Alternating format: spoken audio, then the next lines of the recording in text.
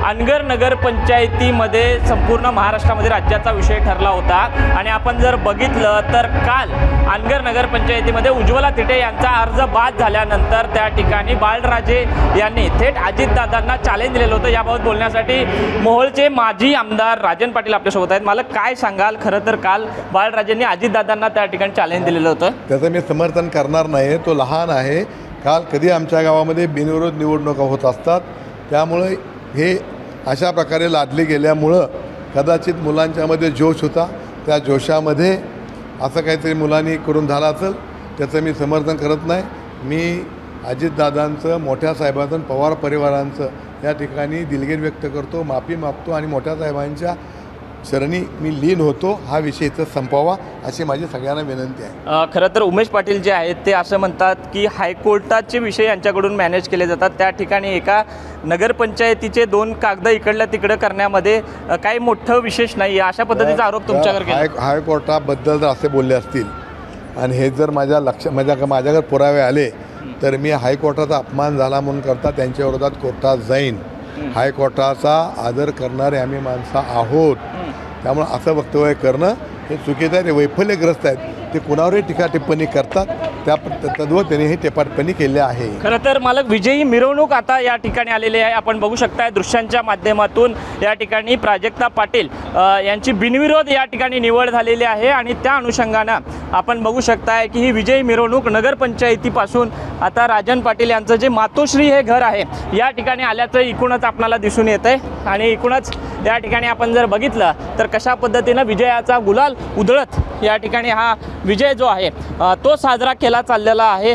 आणि आपण पाहू शकताय की या ठिकाणी गुलालानं न्हालेली माणसं जी आहेत ती सुद्धा या ठिकाणी आल्याचं एकूणच चित्र आपल्याला दिसून येते। आपण जर बघितलं तर या ठिकाणी बाळराजे आहे, आपलं अजिंक्य राणा पाटील आहेत। काय सांगाल, आपल्या पत्नीचा विजय झालेला आहे, खरं तर पहिल्या नगराध्यक्ष होण्याचा मान त्यांना मिळालेला, काय भावना आहे? आनंदच आहे आणि प्रथम नगराध्यक्ष जो मान दिला हे आम्ही कुणी नाही, ह्या आमच्या गावातल्या सर्व ज्येष्ठ मंडळी आहेत, माझ्या माता भगिनी आहेत, त्यांनी तो मान दिलेला आहे। त्याच्यामुळे मी त्यांचं मनापासून, सर्व गावकऱ्यांचं मनापासून मी आभार व्यक्त करतो। नक्कीच आपण बघू शकताय की ही निवडणूक जी आहे ती लागलेली होती, मात्र सध्या जे आहे ते बिनविरोध झाल्याचं पाहायला मिळतं आहे। जे अपक्ष उमेदवार होते त्यांनी अर्ज मागे घेतलेला आहे। काय आव्हान कराल आज अनगरच्या जनतेला? अनगरच्या जनतेला मी आव्हान काय करणार नाही, परंतु जे अनेक वर्षांपासूनची परंपरा आहे ती परंपरा अबाधित ठेवण्याचं काम हे सर्व अनगरच्या माझ्या तरुणांनी असेल किंवा ज्येष्ठ लोकांनी, माता भगिनींनी केलेलं आहे।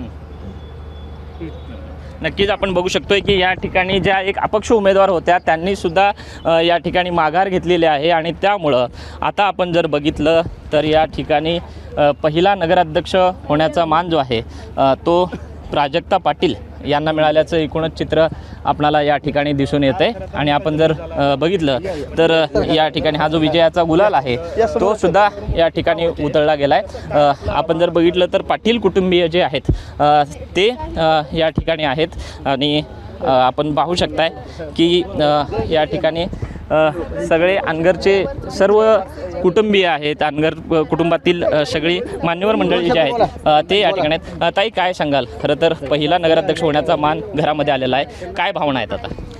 खरंच खूप अनगरवासियांसोबत पाटील परिवार आणि अनगरवासियांना खूप आनंद झालेला आहे। हे तुम्ही सर्व पाहताय तिथे। आणि आज अनगरसिद्ध महाराजांचा आमच्या भंडारा आहे, तर सत्याचा विजय झालेला आहे। नक्कीच आपल्यासोबत या ठिकाणी प्राजक्ता ताई आहेत। ताई, पहिला नगराध्यक्षपद होण्याचा मान मिळालेला आहे, काय आनंद आहे, काय व्यक्त कराल?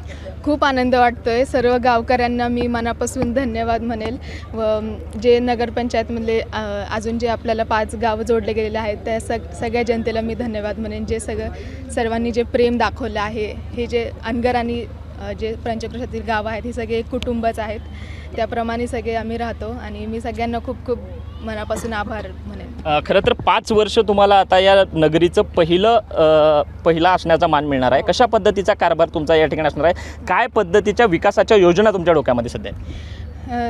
सध्या तरी विकासाची योजना म्हणलं तर आधीचं आमचं गाव खूप सुंदर आणि स्वच्छ आहे आणि बऱ्याचशा योजना इथं ऑलरेडी आहेत, तरी त्यात अजून काय भर करता येईल ज्येष्ठांच्या मार्गदर्शनाने मी प्रयत्न करेल जास्तीत जास्त स्कीम्स आणायला, महिला सक्षमीकरण, गाव स्वच्छ सुंदर ठेवण्याचे आणि जास्तीत जास्त गावाचं नाव व्हावं या दिशेने मी काम करेन.